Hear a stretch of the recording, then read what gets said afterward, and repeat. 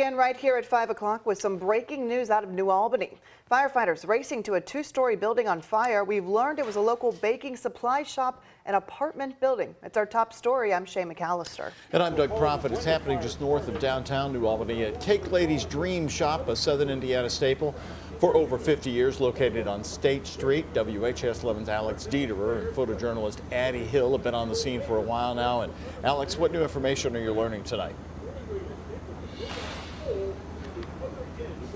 Doug, Shay, we're right here on State and Clay Streets, and as you can see right behind me, I mean, this building, as the fire department says, has been completely destroyed. There are 3 units in the apartment building that have been destroyed. We spoke with the New Albany deputy fire chief, who did tell us that it took 15 firefighters just 30 minutes to put out this fire, and he commends his crew for getting everyone out safely.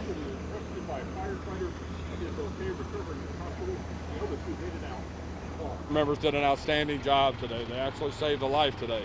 They went over ground ladders into a second floor window where they found the victim on the second floor, removed her to EMS, and she's transported to the hospital with minor injuries.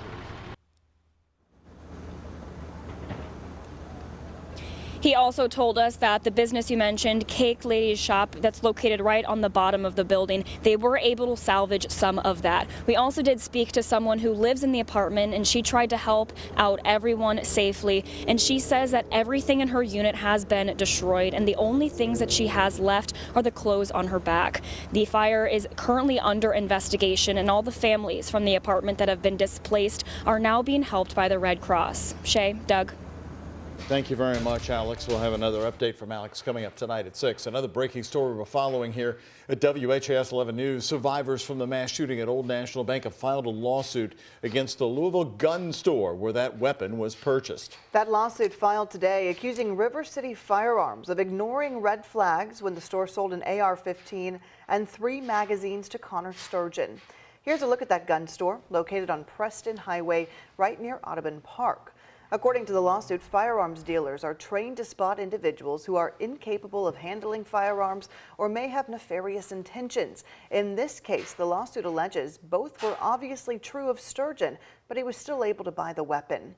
A witness described Sturgeon as acting embarrassed and unsure while he was in the gun store and demonstrating a complete lack of knowledge with firearms. That's all according to the lawsuit. And the lawsuit then goes on to say that River City here in Louisville knew or should have known that the AR-15 is the preferred firearm for mass shooters. The lawsuit was filed on behalf of 4 survivors from the shooting and 2 family members, the wives of Josh Barrick and Jim Tutt. They are asking for compensatory damages, punitive damages, and a jury trial. The man at the center of the investigation the night Breonna Taylor was killed is now back in custody after being tracked down by the U.S. Marshals Fugitive Task Force. A warrant was issued for Jamarcus Glover last November after he failed to show up to court. Glover is charged with using children to help transport and sell heroin. His arrest stemmed from the overdose death of a teen in April of last year. Well, today investigators say they found him at a home on Rodman Street near the Taylor-Berry neighborhood right north of Churchill Downs. During today's arrest, officers report finding large amounts of suspected meth, fentanyl, Suboxone, and ammunition.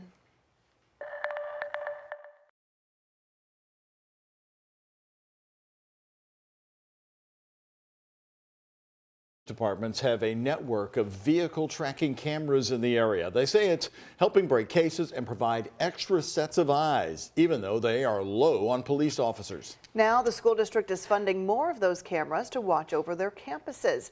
WHAS 11's Ian Hardwick and photojournalist Jessica Farley report from Hardin County. I look at it as putting a whole lot more cops on the street. Flock cameras take pictures rapidly as vehicles pass by, usually capturing the license plate, like the one of a stolen vehicle with a 7-month-old baby in the back seat. Because it kind of put up a virtual fence, if you will. We would have been notified had that car left our jurisdiction. Since Elizabethtown installed these flock cameras nearly 1 year ago, the police chief says they helped in 175 cases, like one that happened here on this major intersection, Ring Road and Dixie, where they were able to recover a stolen car. Now the Hardin County School District is helping to expand the network, funding 20 cameras to monitor their campuses and provide alerts if certain vehicles enter the area. Superintendent Teresa Morgan says the notice could have helped during a 2018 incident where KSP ultimately shot and killed a man who showed up armed at one of the schools to pick up his son after murdering his wife. But this would have probably saved 2 to 3 minutes. In certain situations, that could have been the difference between life and death, to be honest. The school district will decide at the end of their 2-year contract if they want to continue funding the cameras, which are $3,000 a year each. In Hardin County, Ian Hardwick, WHAS11, on your side. The Sheriff's Department is looking for businesses in Hardin County to help pay for more cameras. If you're interested, you can give them a call. They'll help you get that all set up. Well, here's a closer look tonight on this story. Right now, there's a bill moving through the Kentucky State Legislature to seek to put stricter rules around automatic license plate readers like the flock cameras. Kentucky House Bill 45 seeks to outlaw police departments from holding on to license plate images and the information for more than 30 days. But it does have some exceptions when it's being used in a felony prosecution, is the subject of a subpoena, or is being used for toll collection. The bill also seeks to outlaw the sale or distribution of any images or data recorded by a license plate reader unless it is to another law enforcement agency or in response to a subpoena. The bill has bipartisan support with 11 Republicans and 1 Democrat sponsoring the legislation. Well, today the sun was back shining. You can feel that big rise in temperatures. A nice change of pace after that bitter cold. I know it almost felt balmy with what we've had, but look at those clouds. You know what we really need, Colleen, is rain, because there's a lot of salt that needs to be washed out of this town, and we need to get going on it. Yeah, and some cars need a good car wash from all that snow as well. And yes, my car definitely does as well. We have a lot of rain tonight through Thursday afternoon. So we're talking about 3 multiple days of off and on scattered showers. Here's a look at that regional radar. You can see starting to enter western Kentucky, but Indianapolis is likely going to see some icy spots from some freezing rain. Thankfully, that is going to stay to the north. I think our temperatures are just going to be a little bit too warm, but heads up Bedford, Seymour, areas north of I-64 could see a few icy spots tomorrow morning, but then likely melt because temperatures are then going to warm up rather quickly. Looking at our radar, we're pretty quiet. In fact, not expecting rain until 1 o'clock tomorrow morning. So if you have any plans over the next few hours, you don't have to worry about dragging that umbrella. However, tomorrow morning, make sure your kids are equipped with the right equipment, some rain boots, as well as some umbrellas heading out to school and work tomorrow. So temperatures tonight are not going to be as cold, which is good, because if it was just a few degrees colder, we would have freezing rain. We're not really expecting that here, but 1 to 3 inches possible around town. Temperatures are even getting warmer as well. I'll talk about that warm up and time out that rain coming up. Doug, Shay. Colleen, thank you. More of our top stories here at 5. With just 1 day to go until voters in New Hampshire head to the polls, the former South Carolina Governor Nikki Haley is crisscrossing the state in what is now a 2-person showdown for the Republican presidential nomination.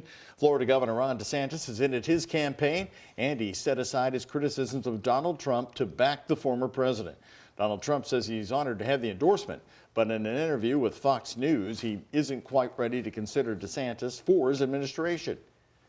You know, I have to be honest, everything's a possibility, but I think it's highly unlikely. Nikki Haley has it all on the line in New Hampshire. She has spent 41 days in the Granite State compared to Donald Trump's 15 as he split his time between the courtroom and the campaign trail. Haley says the goal is to be stronger in New Hampshire and will look to her home state of South Carolina to get her ahead. Today is the 51st anniversary of the landmark Supreme Court decision of Roe v. Wade, but people continue to fight for reproductive rights after the U.S. Supreme Court overturned the historic decision back in 2022. Over the weekend, people across the country rallied both in support and against abortion rights in Washington. Crowds at the March for Life vowed to keep fighting until abortion is outlawed. Meantime, in the state of Arizona, hundreds took to the state's capital for the Bigger Than Roe Women's March. All this comes just months before a presidential election that could be heavily influenced by abortion policies. I want to leave it up to the patient to have the ability to make the best decision for themselves.